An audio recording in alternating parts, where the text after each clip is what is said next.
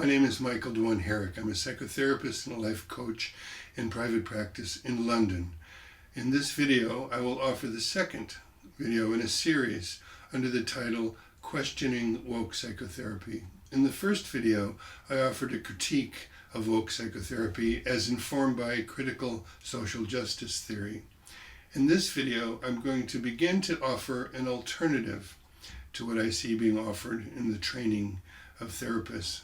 And this is something I developed over 5 years of teaching a course on diversity to students who were to become psychotherapists. If you haven't seen the first video, I encourage you to watch it. It'll give this video more context. It'll help it make a little more sense.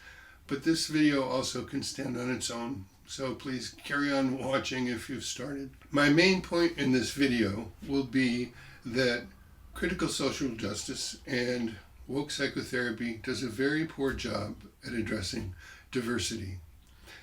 Usually they reduce it just to a few identity groups. Could be race, gender, sexuality, possibly class sometimes, possibly disability and ability, but only a very few. And even when it does launch into talking about intersectionality, that's extremely limited. And the groups that they identify, generally they divide into the oppressors and the oppressed. And if you belong in one or the other group, then you're one or the other of those kind of people.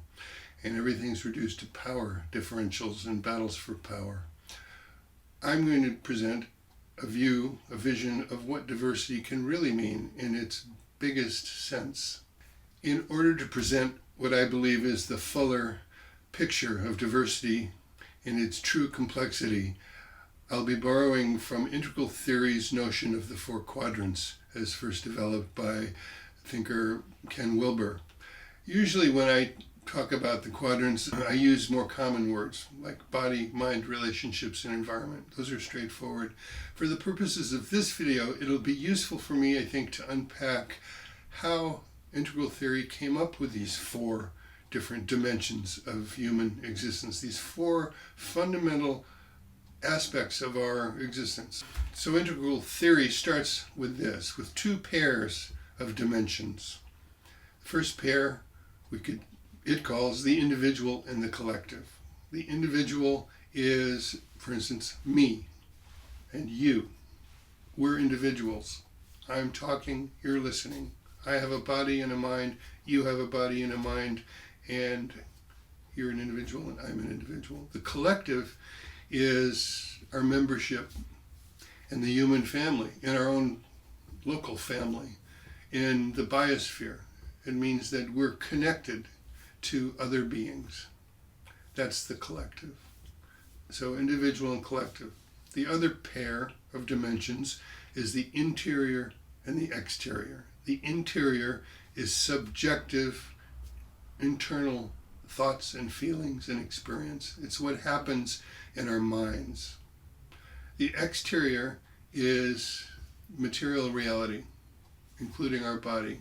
We may have a liver and a stomach inside our body, but for this purpose, those are external because they're not in the mind. They're picked up through our sensory perception. So starting with these 2 pairs, now what integral theory does is put them on axes and has them intersect like this, right? And I'm going to create and put up a graphic to show you this. But when we do that, we get individual at the top, collective at the bottom, and let's see, how do I do this so that it looks right to you? On the left-hand side is the interior, on the right-hand side is the exterior. So with these 4 squares now, in the upper left-hand quadrant, that's the interior of the individual. That's the subjective state, thoughts, feelings of an individual person. Interior of the individual. And the upper right is the exterior of the individual. That's everything included in their body. Everything in our body, in an individual's body.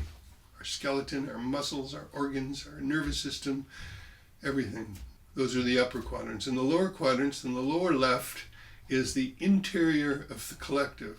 And this, to me, is a little more complicated, but very amazing. It's very fascinating, because this is our shared intersubjective space. This is what happens when we connect with each other, when we communicate with each other, when there's a sense of shared meaning between people.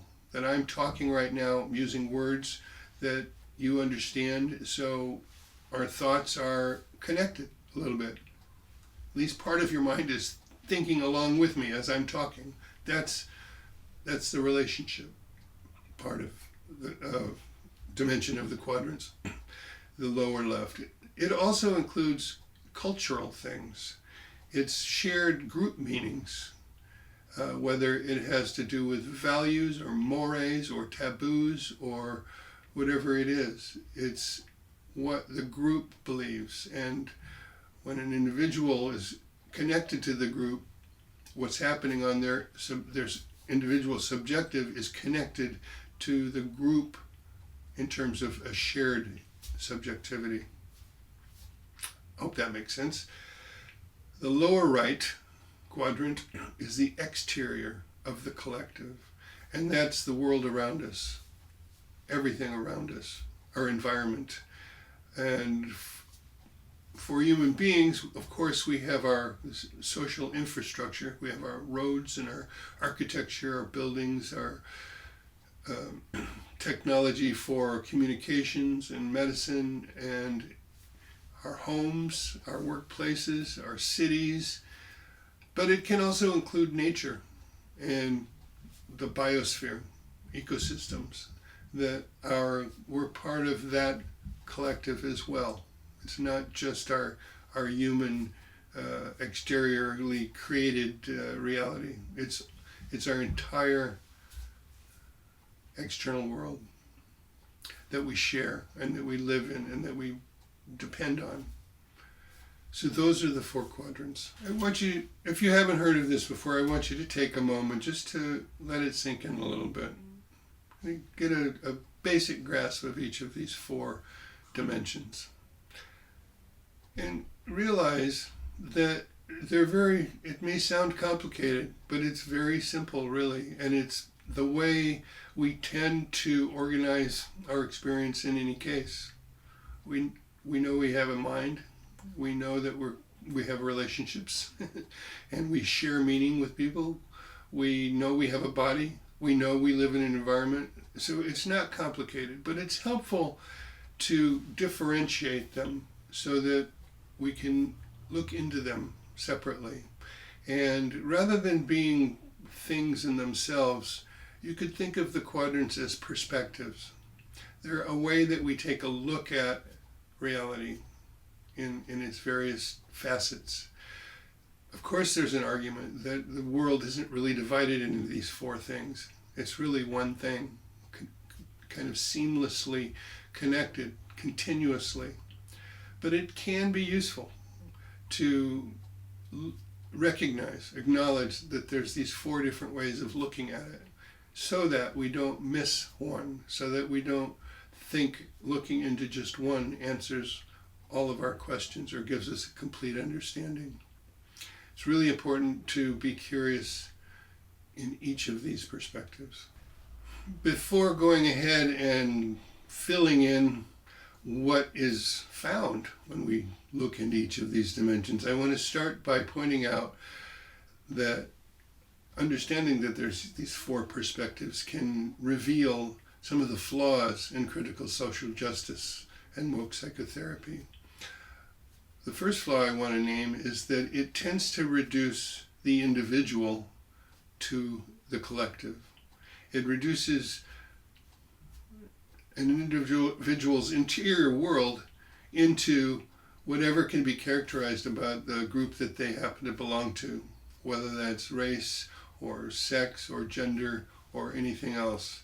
That their kind of unique experience is simplified by assuming that they have the experiences and will see the world and experience the world the way they have characterized that group. So they will either be privileged or they'll be oppressed, depending on which group they happen to be a member of. It's an extreme simplification of individuals into their identity in the collective. Another flaw in critical social justice theory that can be pointed out by recognizing the quadrants is that just as the individual is reduced to their identity in the collective, the right-hand quadrants can be reduced to the left-hand quadrant. Because of postmodernism, because of this deep questioning, skepticism about objective reality and the idea of the constructed nature of things, if an individual feels or thinks something is true and they're a marginalized, oppressed identity group, then they are. Then that's true. There is no need for evidence because subjective feelings trump everything. So if you're a person with a penis who believes you're a female, then you're a female. And any evidence to the contrary is dismissed, if not seen as a hostile move. If you're a person of color who believes that you're under continuous existential threat in your environment from racism, regardless of what evidence there is for it, then that's true. If you believe somebody has acted toward you in a racist way, then they did. No evidence will contradict that. On the other hand, if you're a white person or male and you claim that you don't believe you're racist, nor do you feel racist, then that subjective assessment of yourself is not true. So it's rather selective. But when it suits critical social justice, the right-hand quadrants are collapsed into the left. Okay, so now I want to launch right into filling out the picture a bit with just some of what I think can be seen by taking each of these four perspectives. And again, critical social justice and woke psychotherapy sees very little in only a couple of these quadrants. So let's start with body. I'm going to read some of these things off here. So body being the upper right-hand quadrant. Sex, male and female. Race, age, ability or disability. Illness, pain. Attractiveness, height, weight, facial disfigurement. An aspect of attractiveness, but I think of it separately because it's such a particular issue. Behavioral addictions. Again, body is not just a static body, it's what the body does. So we could include behavioral addictions in the body. Something like menopause. Physical skills and aptitude. So there's a lot more, right? That's just a few. And each of the things that I mentioned has a great variety of the ways it can show up, like illness and pain, or disability, or ability.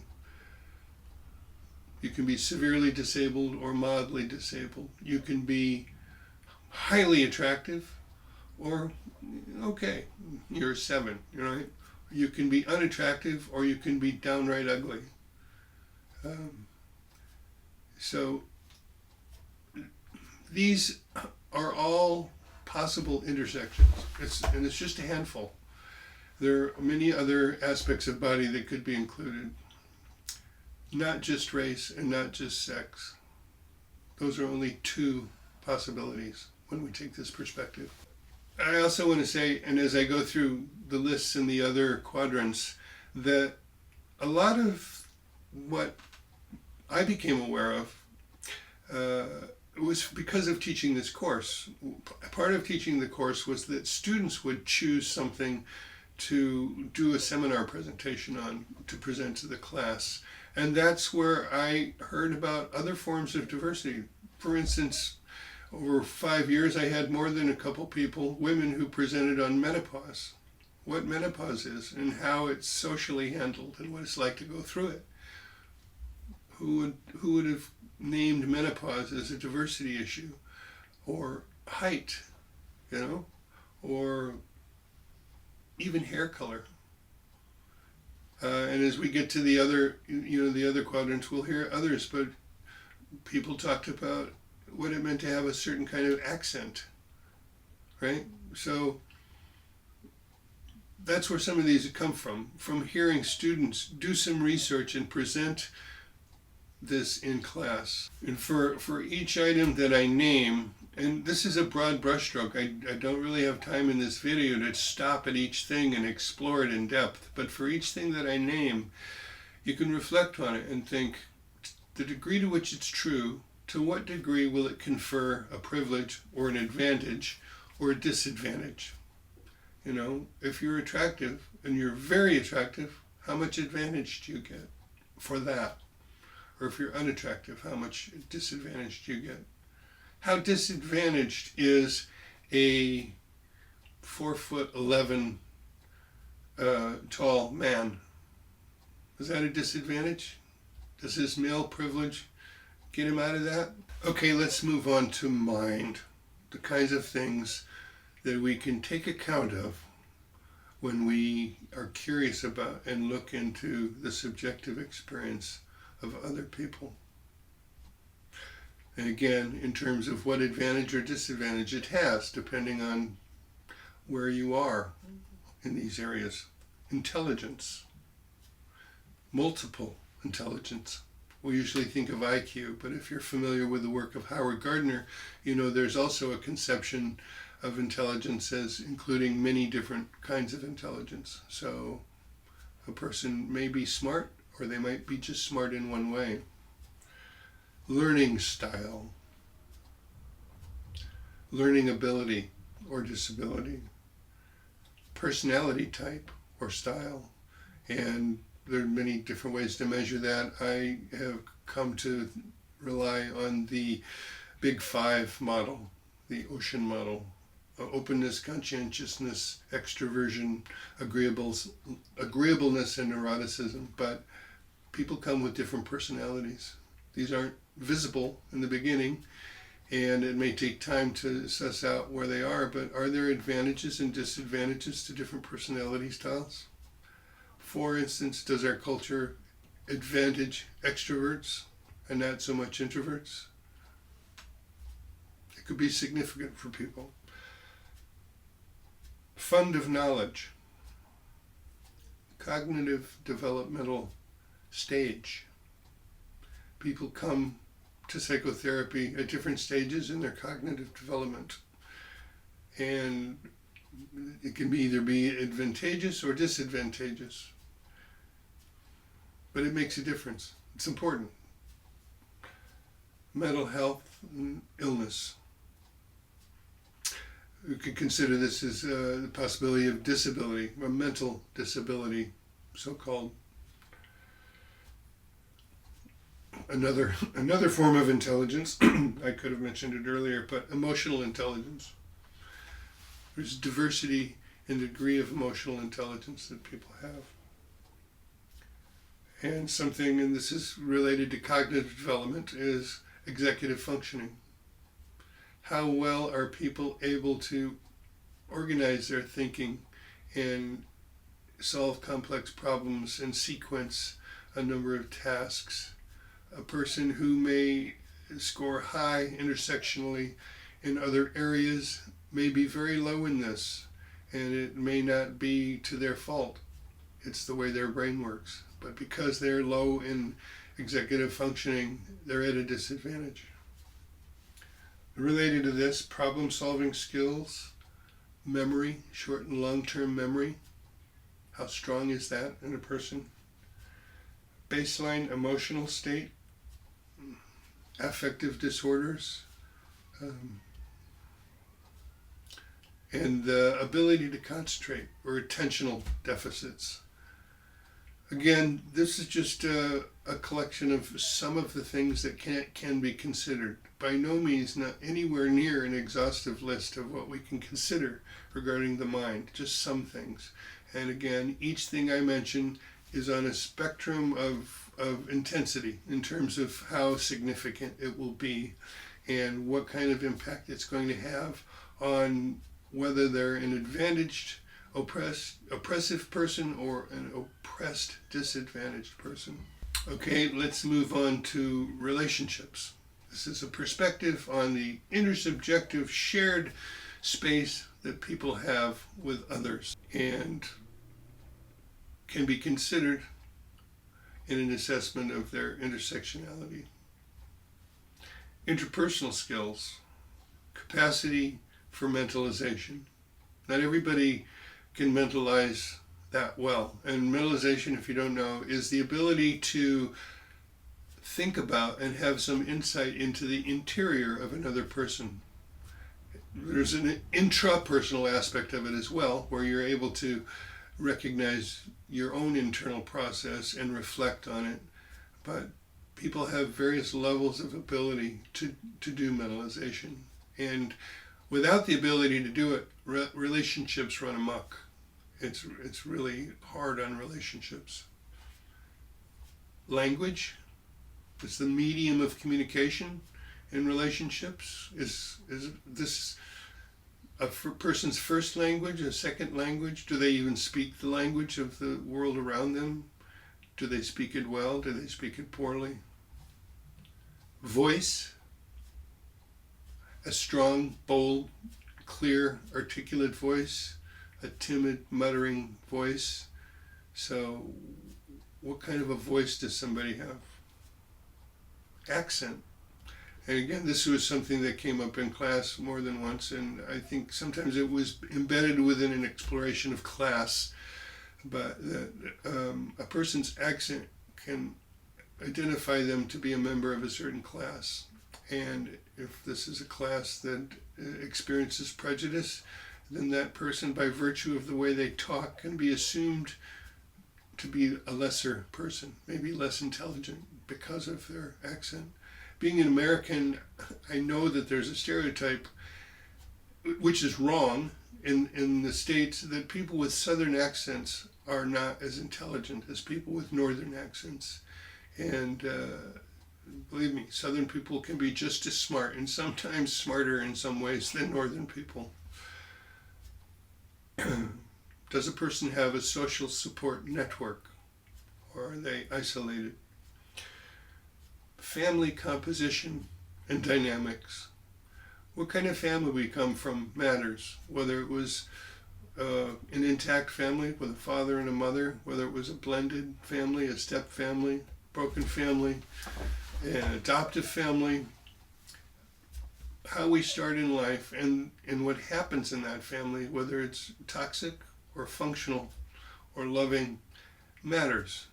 No matter what else might be going on in terms of intersectionality, in terms of privilege, if you come from a rough family, you're going to struggle. And I think that needs to be accounted for.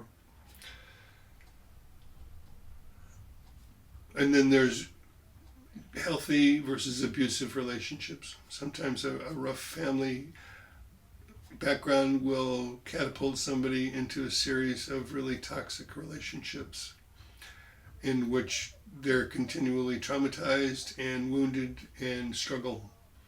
And this can happen to anybody. Another issue that came up and was presented in seminars more than once was children versus childlessness. What is it like for a woman who can't or doesn't choose to have children? How are they seen? How are they treated in this culture? So that's another thing to consider. Cultural beliefs and mores, or kind of value systems that, remember, this isn't just relationships between two people. This includes broader collective realities, and that people coming into psychotherapy may come from different cultural systems, And it is important. I think this is something that woke psychotherapy and critical social theory does address. It recognizes that people come from different backgrounds. They have different ways of being. I know something that I had to learn over time was that there is clearly a difference between individual and collectivist cultures.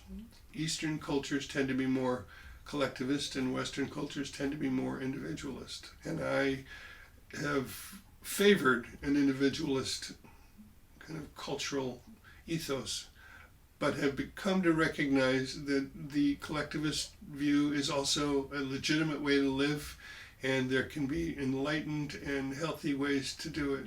So anyway, so we do have to be aware of cultural beliefs.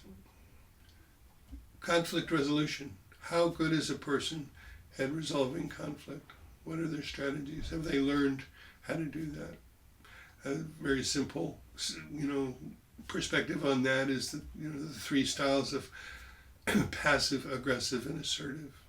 What is the person's basic approach to solving problems between themselves and other people? As part of considering cultural beliefs, I think religious beliefs and religious traditions need to fit in there as well. And people will come to therapy often without any overt religious beliefs, but sometimes they do, and they can be of different traditions. I think we need to be aware of that and recognize what it means to them and how it might be a resource, how there may be some challenges or difficulties that they face because of the religion that they're a part of. But yes, this is also a part of intersectionality as a person's religious affiliation. And last but not least, not last, I'll save another one for last. Political affiliation. Clients come with different political views. One of the things that I've heard in recent times is that people who have been taught by critical social justice theory and are part of what I would call the woke psychotherapy movement have increasingly been saying that they would refuse to work with somebody if they were a Donald Trump supporter. I think this is an unfortunate development. This is not the way psychotherapy is supposed to be. I'll leave that there. But the last thing I want to mention, which is really big, is attachment style. Again, based on early life experience in one's family of origin and other relational experiences along the way, people can present in psychotherapy with various forms of insecure attachment style. Anxious or avoidant or disorganized or secure. And if you've had the right kind of experiences that allow you to have a secure attachment style, you have a tremendous advantage, regardless of what else is going on in your intersectionality. Or if you haven't had those experiences and you're very insecure in your attachments, then regardless of what other advantages you have, this really has to be factored in before we haul off and say this person by virtue of membership in this group is advantaged and the person in this group is disadvantaged based on these very few points of reference. Okay, let's move on to the last but not the least of the four perspectives, the four quadrants. The lower right quadrant, environment. Again, I'll read the list I have here. The condition of one's home, whether one has housing or what kind of housing one has. Access to resources and necessities like food, energy, technology. The large category, and everything else that I say is probably related to this, economic class. How much money, how many resources does one have physically? Access to nature and to recreational places. And again, relating to home and housing is the safety of the home, the sanitation, and the neighborhood and the work environment. Whether one lives in a place where they have access to a quality education and medical care, to what degree is there noise or other forms of pollution in the environment. Overall, the general quality of the environment that a person is coming from. And as a person comes to psychotherapy, they have a history. They have a long history of living in different environments. And where they happen to live right now may not tell the whole story. So we really need to know if somebody has lived through poverty and didn't eat well or didn't have basic needs of life met. We need to know about that. And add that to the intersectionality list. In addition to this very limited list that I've provided for each of these quadrants, it should be understood that everything interacts with everything. None of these items stands by itself. They can influence and impact other things. They can either amplify the negative effect of another aspect, or they can mediate for it.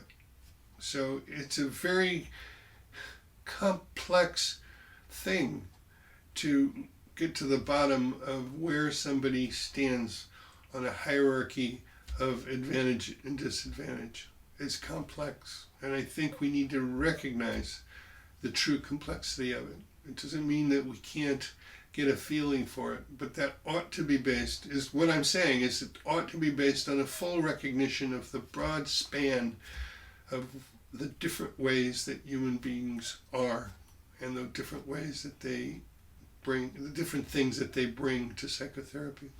Although this is a very quick and broad brushstroke presentation that I'm doing, I'm hoping that it's becoming clear that it's absolutely absurd to think that you could take just a couple factors in one or two quadrants and decide with confidence that you know if somebody's privileged or disadvantaged, whether they're an oppressed group or an oppressor group. It's absurd. To provide psychotherapy to a person based on having reduced them because of one or two identity groups that they're a member of, and proceed in therapy with a moral mission to do social justice activism is very misguided. It misses the point of therapy altogether. Instead, I believe a therapist ought to be very curious about the individual that's in front of them and learn as much as they possibly can about that person and not reduce them to any particular category, including a clinical diagnostic category, by the way. And one of the benefits of this, aside from treating a person instead of a stereotype that you're projecting on them, is that you get the full sense of the person, not just their disadvantages, not just their weaknesses, not just the way they're marginalized or hard done by the culture, but you find out about their strengths, you find out about their resources, you find out about what's going well for them. And that turns out to be very useful. I had the very good fortune for a number of years within two different organizations that I worked for to be taught about and encouraged to practice what's called a strengths-based approach, where the client's strengths and advantages, what's going well for them, are looked for. You know, there's curiosity about it, identifying it, and finding ways to help the client recognize that as well, and not just recognize it, but utilize it as a resource so that they can be empowered to move toward the kind of life they want, rather than to fall into a victim mentality, fall into a sense of powerlessness and hopelessness about being in a world that will not let them succeed. So this is the other advantage of taking this approach to diversity, is it opens up the window for recognizing and utilizing a client's strengths and advantages. They may not even be a personal strength. It may just be part of their circumstance that's favorable, that they can appreciate, even feel gratitude for, and use. So far from criticizing woke psychotherapy for focusing too much on diversity, my actual criticism is that it doesn't focus enough on it. It doesn't take it seriously. It doesn't explore the extent of how people are different. It fails in that regard. And my point in my advocacy is that therapists look for as many ways that people are different as possible. In my next video, I'm going to go the other direction. Instead of diversity, what I'd like to talk about is how people are the same, what it is we share. I want to talk about human universals.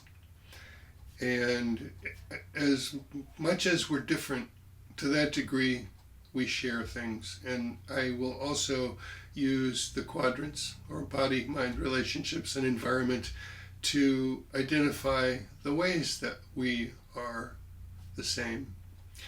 And I believe that this is really important. I'll say more about it in the next video, but I think this is what allows us to have empathy, which allows us to feel a sense of common cause with people, which begins to dissolve this antagonistic stance of the oppressor and the oppressed, and allows us to join with people as human beings and not backpedal as some kind of privileged, guilty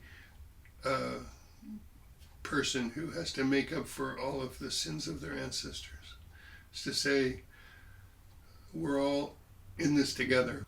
Or as a famous psychotherapist once said, I think it was Harry Stack Sullivan, we are all more simply human than otherwise. So thanks for sticking with me to the end of this video. If you liked it, please give me a like, subscribe to my channel, leave me a comment, share the video with a friend or anybody that you think might be interested. And until next time, be well and take care, and I'll see you in the next video. Bye-bye.